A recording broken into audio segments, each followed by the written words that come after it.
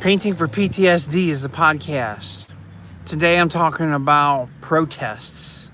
How does this affect you mentally, emotionally? I'm a veteran, military, Air Force veteran, retired police, worked in corrections. As a police officer, I've done immigration ICE raids of Home Depot, the Lowe's, and massage parlor. What are your thoughts? Watching this on TV, going back to Ferguson when things were really the first time a protest being nationwide, George Floyd incident, what's going on right now in California, what's going on across the country, protests. How do you feel about that? Does that give you anxiety? When the George Floyd incident happened, well, it was secondly to Ferguson, being retired police. And I talked about Ferguson. I made videos. I've been live about Ferguson. Thanks for joining. Talking about protests, PTSD. The Ferguson incident, happened. I'd been retired police already for a few years. And to watch this, everything, and then just to automatically blame a police officer. Well, he attacked the store owner, remember? And then he attacked the police officer in his cruiser, tried to get his gun. You're trying to get somebody's gun. The officer is justified to use deadly force. And, Ferguson, everything went crazy. And that began the sit-ins, a different kind of protest. We had a lot of peaceful. At that time, I was a security director for a company in a mall. So we had a 3-hour sit-in. We had a group that would come in and protest. They would sit in a store, and they'd sit in a store for 15 minutes, do absolutely nothing. Did not vandalize, not one penny's damage in that mall. I was up in Michigan at Briarwood Mall in Ann Arbor, Michigan. I was security director there. And then they would get up and walk, the group, and it was 20 to 50 people, some would come and go. And from there, they would go to a different store, sit down in there, didn't cause a disruption. They were just sitting there. So, it was peaceful, but yet the potential for violence, because in other malls and other stores, after Ferguson, things did get very disruptive. So what are your thoughts, folks? Are you having issues? Are you feeling anything? Here comes an ambulance here. For some reason here, I don't see. Somebody hit me some comments here. Let me know what state you're from. I want to talk about this. Painting for PTSD, my podcast. Why do I have this podcast? I finally admitted 2 years ago I have PTSD. I'm 58 years old. Hey, there we go. Thank you. Hey, from England, Perspective. Thank you. Liam and Noah twins. Hi. So I've seen a lot of death and violence in my life. Worked in max security prison. Courtney. Hi. From Illinois. Thank you, everybody. Thanks for joining. And through the death of everything, I noticed I wasn't having nightmares. It was the daytime things that were triggers to me. And the triggers, certain sounds, certain words, certain cries. I made a lot of death notifications. So if I'm watching TV, we love watching, Chicago PD, fire, EMS, Chicago Med, stuff like that. And the doctor in the movie, they give death notification, a woman screaming. I swear, the last notification I made, it was like 5:15 in the morning. And it was the parents, their child who was, not the valedictorian, the second one, whatever they call it, salutatorian. But the number 2 person graduating is the only child in high school. She'd been out, they had a party, and that night was graduation night, and she died in a car wreck. She was drunk, wrapped her car around a tree. And when I knocked on that door, you get police knock on your door at 5:15 in the morning, it's for one reason. And that woman opened that door and started screaming and trying to hit me. And that was the last death notification I made as a police officer. I made several working at the prison. I was a sergeant, supervised isolation. But when you do this, over 50 death notifications, that's traumatic to me. Certain sounds, I don't mind gunfire and mufflers. Those don't bother me in the least bit. It's the other sounds, certain clicking sounds. And, you know, like sharp, real loud noises, you know, yelling. You know, when you have teenage daughters, you know what I mean when I say yelling, teenage daughters, that kind of stuff. Thanks, everybody, for joining. Hello, Lucky, Louis, Mongolo, I can't read this here. Mongoloid Mike. Thanks for joining. Thanks, everybody. So that's traumatic. So the protests, you know, the Ferguson, we got through that at the mall. But as a director, I had the city police, I had SWAT on standby, university police on standby. Eastern Michigan University was close by. We had their police standby because their meeting point was in their parking lot of the school. So they were ready. I had state police on standby. I had connections to them because we did active shooter training at the mall. So I had them in my Rolodex. I know a lot of you don't know what a Rolodex is. That's your spinny phone list. But so I was connected to the police, you know, being retired police, it was easy to do that. Well, that was through George Floyd incident. You know, when that happened, they started writing everything. After about 4 hours, I called a lawyer buddy who was also a congressman. And I'd known him from court for 30 years. So first name basis with this congressman. I'm like, hey, everything that we've done in our career, our life, you know, and has just been torn up and thrown away. And it took 4 hours of the George Floyd riots for me to be sitting on the couch with a couple guns waiting for someone to come down my street. Well, I live in Kentucky and they weren't coming down my street. But the anxiety level that caused me, my heart was racing. I ended up having to go to the primary doctor the next day, get an EKG and stuff. He's like, no, Steve, you just got anxiety. You know, my wife's telling me, you know, you got some PTSD. I said, no, I don't. I'm just prepared. I'm just aware. I'm a survival person. Hey, everybody. My thoughts about Trump. A good question. My son, he turned 18, was not eligible to vote due to his birth date being right before. So he is not for Trump. I did vote for Trump. There wasn't a third-party person to be different to really consider. I'm not just living straight down the Republican road.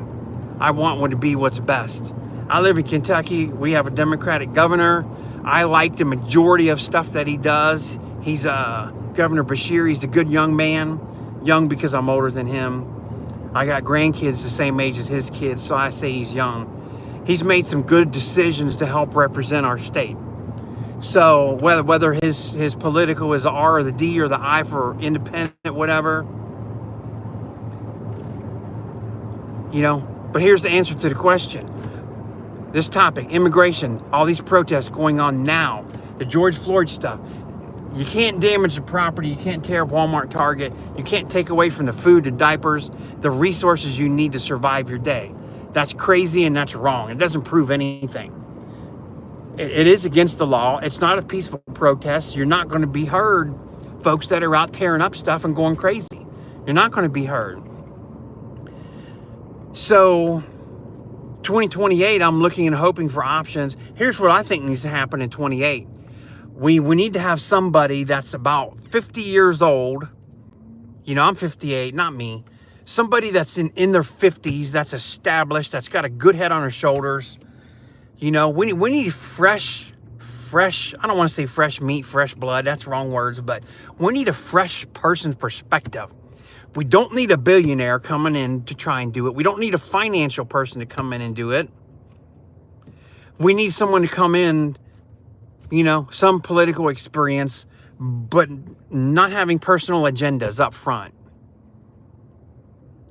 Yes, already looking in. We need to have that. So we're going to have this stuff, and they're going to have King Day on this Saturday. And I hope that it's not a destructive day. I hope they're not damaging stuff in our country. Don't go tearing up monuments and national stuff. Everybody in every country needs to take pride in their country, take pride in their home. You know, you clean your house, you clean yourself, you shower, you clean your car. Take pride in your appearance and what you're doing. So to accomplish something, it's not through destruction, it's through creative. Got to use the brain and then articulate this very well and have good representatives that have the heart and the brain and you know, mind, body, and spirit in the right place. That's what we need. What are these protests accomplishing? Well, it's accomplishing me sitting on TikTok and watching videos of this, watching them tear up police cars, watching them beating up concrete barriers to throw stuff at the police. You know, I've been on 2 SWAT teams. I've been in riots before. And I can tell you, when you're in a riot, you're geared up and you're trained and you're doing this, somebody throws rocks at you, you're not thinking about the deportation and immigration laws. You're only thinking about hitting somebody that threw a rock at you. So when you throw stuff at the police, they're going to have one response: hit back. That's natural reaction. Going to hit back. So the protests are not peaceful there. Isaiah AH, they're not peaceful everywhere. I just posted a video of a protester walking up and throwing a can and hitting an officer in the side of the face, and this young civilian guy comes and tackles him right after that. They're not peaceful. It's not peaceful when you've done $1 million of damage in 4 hours. That's not peaceful. That's not. Exactly, Harley. That's not peaceful. Everybody, don't forget, subscribe to my channel. I have a podcast, Painting for PTSD. I do talk and share. I'm going to have a special guest coming real soon. He's a PhD professor. Over 20 years as a professor. He's the department chair. Psychology, the fit, I have to read it off to you, and I can't read it. Very excellent, but he is certified in PTSD and stress, and the CPTSD, the complex PTSD. Got tons of certifications and all this. Excellent young man, very close to my age of 58, and he's very important because he's my brother. And he spent his career in counseling and psychology and teaching and professor, and my career has been in the military and as police and in correction. So he's going to be joining me, and I'm going to refer it to the Kelsey brothers, only we're going to be better. But he's going to come and talk about PTSD. He has heard some things during my career that I've seen and experienced, and he's just like shake my head kind of response.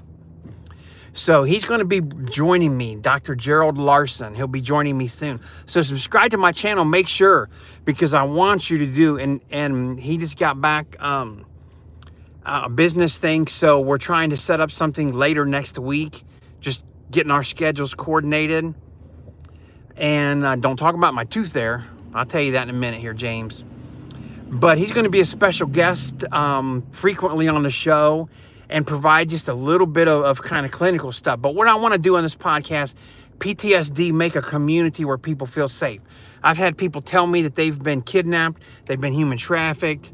They're telling me stuff. They're sending me a private message, telling me some details. I've got a friend from New York City that's been on here. He's a prepper friend now, but older than me. He was at home with family. Some armed intruders broke in his house in New York City, killed some of his family members. He got a firearm and he engaged and shot and killed some of the intruders.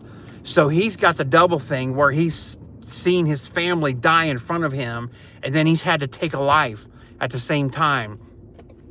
And what I want people to do, painting for PTSD, I've actually started painting. I painted, I'm on my 3rd project, and I show you in the podcast, but it's me putting down a gun and a knife and finding something different to focus my energy. As you can tell, I got a lot of energy. I talk fast, very excited about things. I've spent 30 years into violence, and I'm trying to really change and open. If you look on my page, my YouTube page, you go through some videos, some shorts, you'll see some stuff about me. Look at my bio. I've written 2 books with a partner, Timothy Amdahl. First book is called Officer Perception, Surviving Danger. For those talking about, and we introduce a little bit about corruption in law enforcement. And I do not hide the fact about corruption. I've seen a lot of things. I left working in Georgia prison because I went to the FBI. I went and made a federal formal complaint on behalf of several people about harassment, sexual harassment, abuse of power, a lot of things that were happening. And the captain put a hit on me. I made that complaint. I went and did that. And there's people in jail now for what I did. federal charges and local and state charges in Georgia. So I'm very honest and open about stuff and tell you. So they're asking me the question before, send the National Guard from their state to the blue states. The orange man. So here's the answer to my question. Do I support Trump? Not 100%, no. I don't like some of the things he's done. I don't like the fact coming in and saying the first day I'm the president, I'm going to sign 200 things and just start changing the world, start changing everything. I don't like that. Here's something else that I don't like, and be honest about things. My son, who's 18 years old, he was outed and he came out in middle school as being gay, and we have supported him and has supported the LGBTQ community. Don't have a problem, nothing against them. My grandchildren, I have some grandchildren that are biracial. Nothing against race, religion, color, creed, sexual preference. That's not in my wife and I of 30 years. That's not in our life. God is in our life, and loving people is in our life. So that upset me, some of the things that he signed on the first day. It really upset my son, him coming out and say there's only man and woman, and he's changing all this and stopping all these things. You know what? I have seen some people working in a prison that have been so abused sexually and emotionally and physically that they want to have a sex change, or they became gay, they became lesbian because of, we had female officers at the prison sexually assaulted and raped by their fathers and their brothers and their uncles and their cousins. And they came and told me, as a supervisor, hey, I'm doing this. I had this in my background. This is my problem. I became a lesbian because of this. I get it. Yes, my dad is a preacher. I was raised in a church in the Bible, and I know some things what it says. But I'm not judging. I'm not going to say anything about the community or the race. Not at all. So just so you know that, as I'm talking in my podcast and my posts, yes, you say that. Yeah, you're born that way. But you know what? I'm not taking away people's choice. I choose like this. My tooth, let me tell you why my tooth is like this. I went in the Air Force in 1985. In high school, I had braces. Got my teeth fixed. My teeth were straight. Mental illness is sad. Yes, Nick, thank you. That's why I want this podcast, people just to come and to feel free to talk. Doesn't cost anything, it's free. When my brother gets on here and he talks, he's got his PhD in psychology and the things that he does.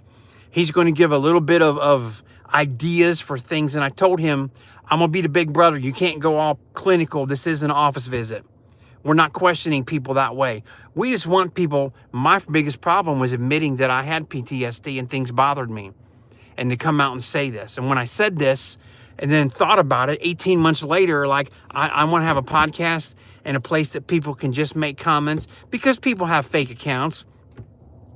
I'm just looking right here. Thanks everybody for joining again. Laura Paula, Scorp. Scorp isn't his real name. It's not his birth name. Cheerforce Olad. Thank you. It's just a place you come, whatever name is on here, and say something. Give me a thumbs up, subscribe, you're supporting me. AdSense can pay me pennies. You know how this works. I'm monetized through YouTube, let them pay me. This is just me being here listening and just talking and telling you, hey, life brings frustrations. It certainly does. It brings stuff, so we're here. So let me tell you, my tooth. So I'm in the Air Force, and I'm going into the police academy, and we're doing some training drills out in Texas in a drill. And I jump over a rock, and I hit another rock with my face in it, knocked my tooth backwards, and a fire ants got all over my head and neck and bit me all over. I'm rolling in there and smacking all around everything, and my partner's like, what's wrong? And I was like, fire ants. Fire ants. So fire ants got me. My tooth did like this. I never fixed it. People called me Snaggletooth. I'm 58, so that's been 40 years this tooth's been like this. They told me, the dentist said, I'll pull it. We'll just do this. We'll make a veneer over here, make them bigger and join. I said, I don't want to walk around with two teeth that are a ½ inch wide. Let's leave it alone. I cut my hair like this to be my own way. Ran into a tree, cut my head. This is my own haircut. I be my own self. So I just want to let people be their own self as well. It's been my children. I got to support them. And so my son, being bisexual, whatever his orientation is, we support him. We love him. My wife and I, we've been there. We've been to the principal and we fought the principal over him in high school. In high school, really here in Kentucky, it just sucked that he went to. And he homeschooled.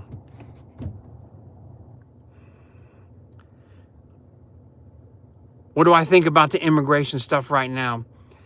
Well, if you break the law and you come in illegally and you do things wrong and you're not getting visas and you're not getting permits, it's easiest to explain. It's open. They're allowing people in from all over the world. It's not just Mexico. It's not just Hispanic. People from all over the world go through a process. You know, and I wish, here's part of the problem. We really need to increase the immigration office employees, the number of employees, to speed this up. It's a joke that you have to apply for this. It's a joke to go through the harassment you get just to get a driver's permit for my son, a driver's license. You have to do this. So we need more people in that office and less people in other offices doing absolutely nothing. And the Doge went around and exposed people for way overspending their credit card limits, traveling, doing unnecessary things. Yeah, that was all crazy. That was all a mess. That was a mess. Hi from Paris. I'd like to get to Paris one day. Osgur. I'm just going to say that. I'm sorry I can't pronounce your name correct. Want to get to Paris one day. Bibbler, how you doing? Thanks for joining, everybody. Goofy Goober. No, I'm not going to say the N word. I don't say that word. Well, we need to have our own policy. Other countries are doing stuff, and it may work for them. It may work for, for Poland, but this is the United States, and Poland, come from a different political background and government background from the past. So we have to just figure out what we're doing.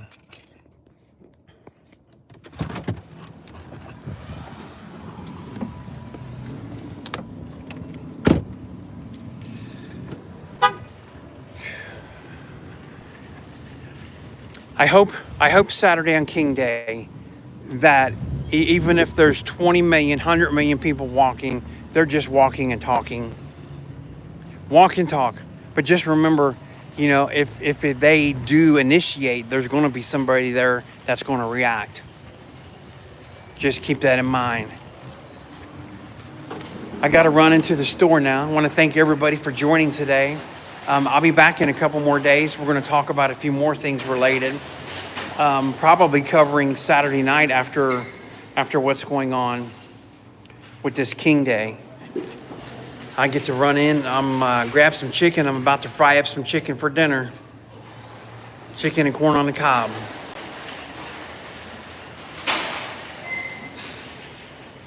Thank you, everybody, for your great King Day. Yes, this Saturday. And it's King Day. The LA, they started this over the federal building.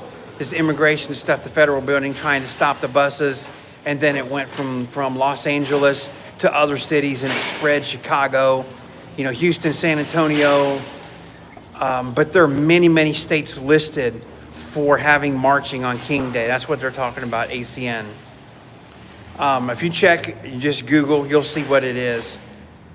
It's organized by some people and some funding for this Saturday. It's been great hearing your answers and everything. Stay safe. Thank you, sir.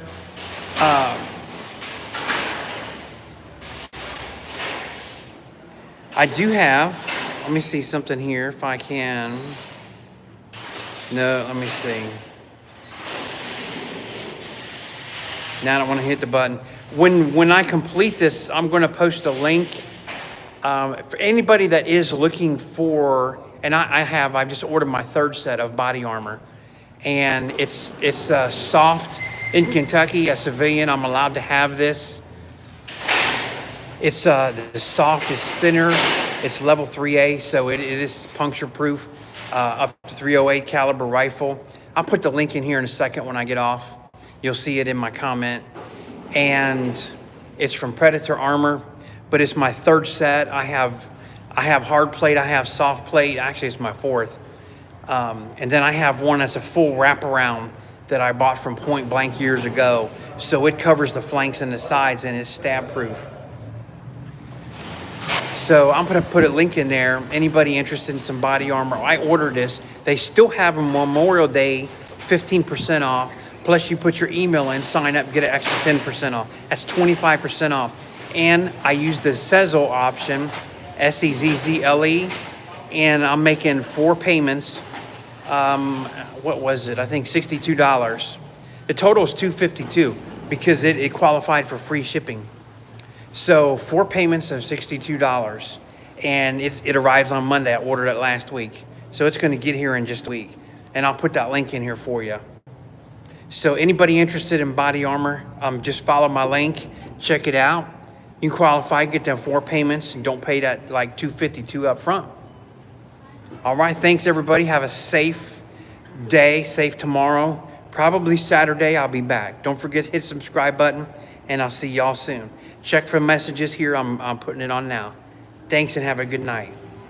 Scorp, thank you. Much respect to you. Thank you.